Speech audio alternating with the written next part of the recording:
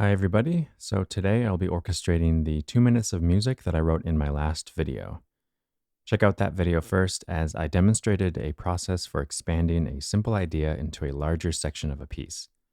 I've got about 2 minutes of this written now, and I think it's probably just the first large section of a 4 to 5 minute work, but I haven't spent too much time thinking about the rest yet. I got a few requests to orchestrate what I have, so I'll take this short score and demonstrate my process for doing just that. First, I'll play through this short score.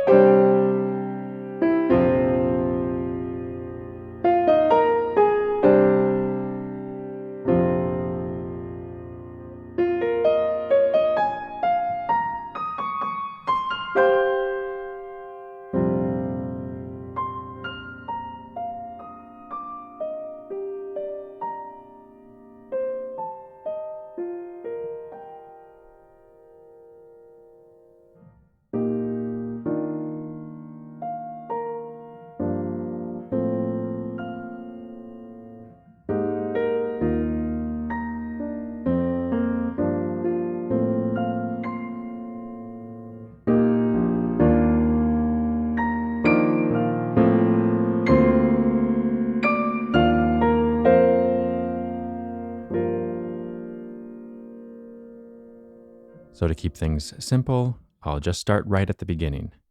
A few things to keep in mind. I'm not 100% committed to any of the exact notes, rhythms, registers, all of that stuff. And sometimes once I hear it in different instruments, I like to have the flexibility to recompose or just slightly adjust things here and there.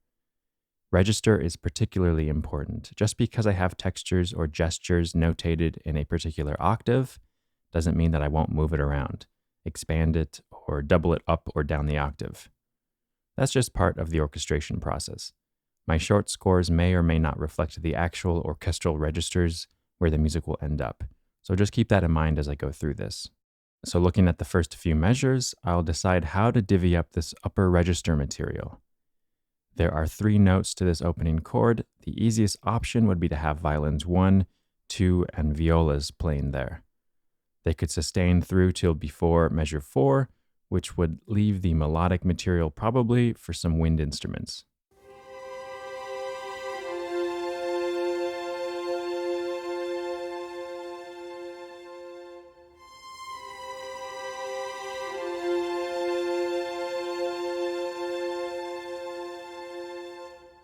It sounds nice. I'll want to make sure that they get out of the way of the wind melody, so I'll have to really back off the dynamics in the second measure. Instead of using violins 1, 2, and violas on this chord, I could instead use violin 1s on the top note as I had it, then divide violin 2s in half on the lower 2 notes. This would allow for the C and G from that third staff in the short score to be played by violas and cellos. Let's hear that.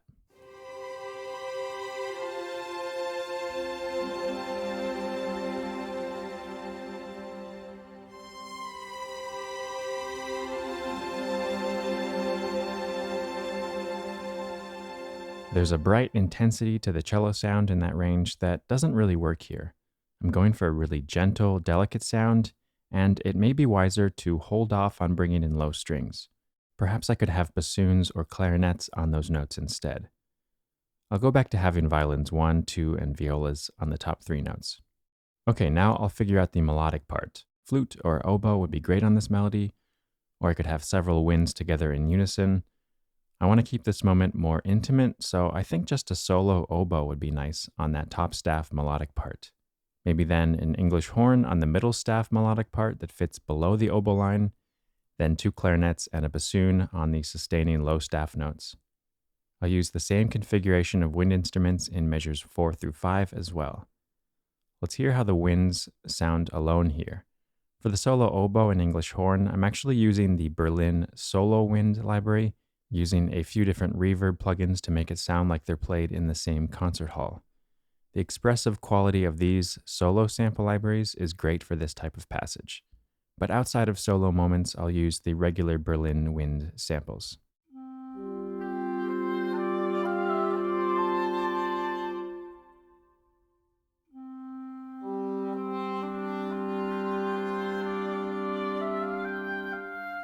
Let's hear how strings and winds sound together here. I decided to also have a solo flute double with first violins. It gives this top part of the chord just a bit more emphasis without making it any louder, and still maintaining that delicate timbre.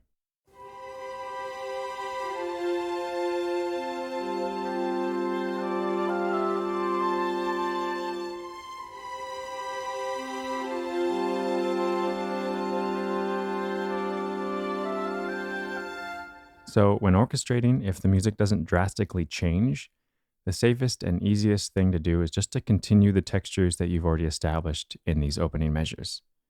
Coming up with the instrument combinations for the first few measures is sometimes the trickiest, but then since the music is fairly similar for the next section, I'll stick with what I'm doing. That's not to say you can't add or subtract instruments here and there, but it's probably not a good idea to make any drastic changes. So with that in mind, I'll keep first violins and flutes grouped together on this melodic part, since it's a bit out of the comfort range for oboe. I'll have flutes and violins take over, and mid-winds and strings on that second staff material. For winds, I'm using mostly oboes and English horn on those notes. I'll play measures 1 through 8 with strings and winds now. As I was orchestrating, I decided to change the 3/4 measure to a 4/4 measure. This is actually a good example of me relying too much probably on how the music sounded on piano. When orchestrating this passage, I realized that I needed to have just a bit more time on that sustain before beginning the next phrase.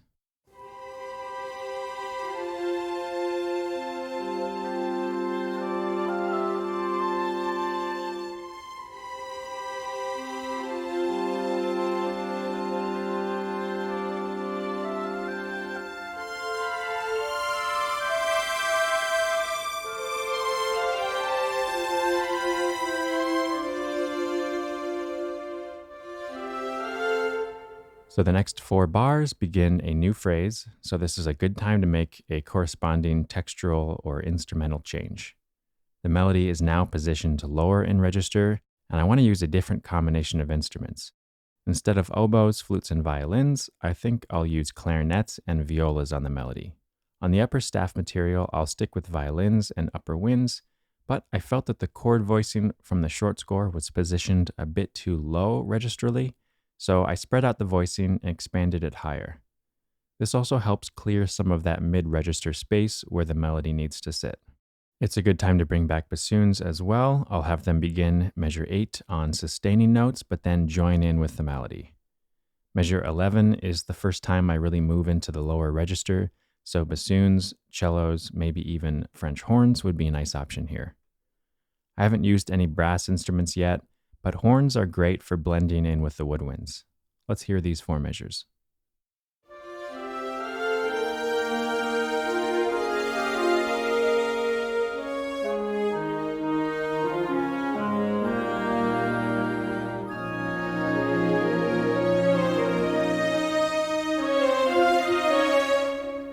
At the end there, you heard additional winds and strings join in on the melody as it rises and gets louder, heading into this next section, which is probably the biggest section in terms of dynamics, register, and density in the entire piece.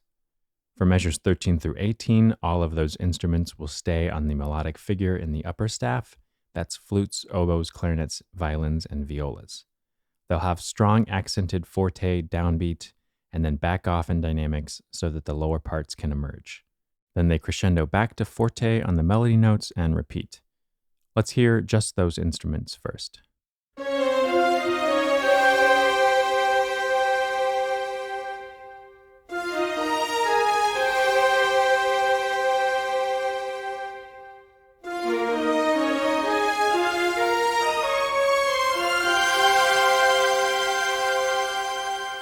You can hear there I add in a piccolo, an octave above violins.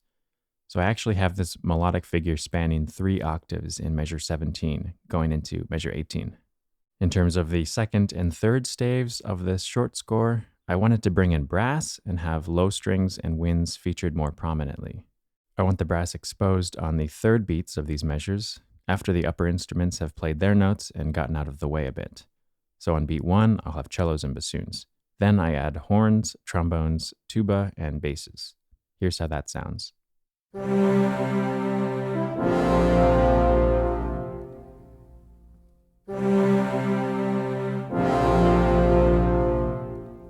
I'll add those together. If it sounds like it's missing something, don't worry, I'll be adding some percussion to this texture later. It's always a good idea to have something in mind for the percussion section, otherwise they can become an afterthought. I'll also play what I've done in measures 19 through 21. Instead of giving one instrument that eighth note part in its entirety, I split the part up so that violins 1 and 2 and violas have bits and pieces of the line. Combined, they form the composite eighth note line. But it's more interesting, I think, when you can extract a few different parts from one line like that and create some counterpoint between them. So here's measures 13 through 21.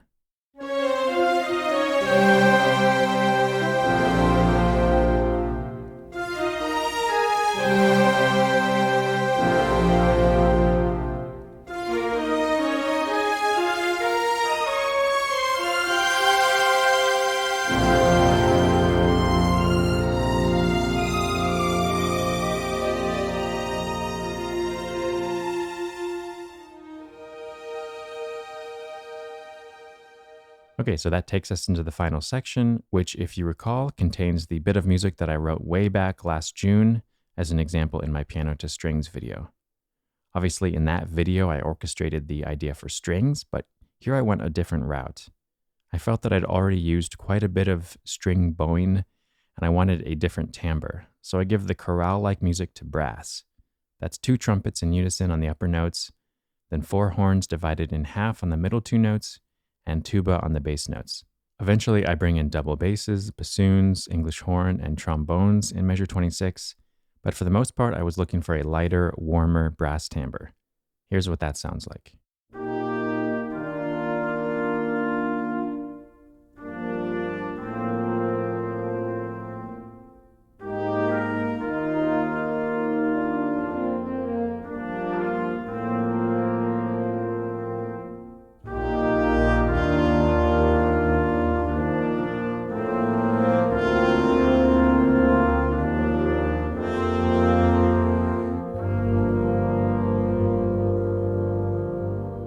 So you can tell I'm really going for that warm, low brass timbre, and to contrast that, I'll give the upper staff material to pizzicato strings and upper winds.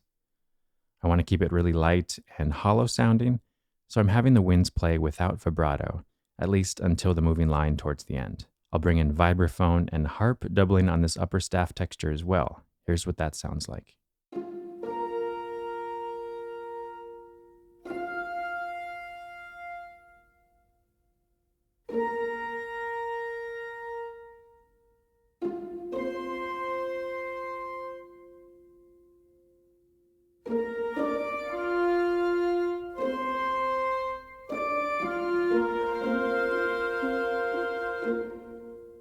It's a bit boring on its own, so let's hear it with the brass. I think it's kind of an interesting combination of timbres. I've also added some timpani notes at the end and a suspended cymbal note.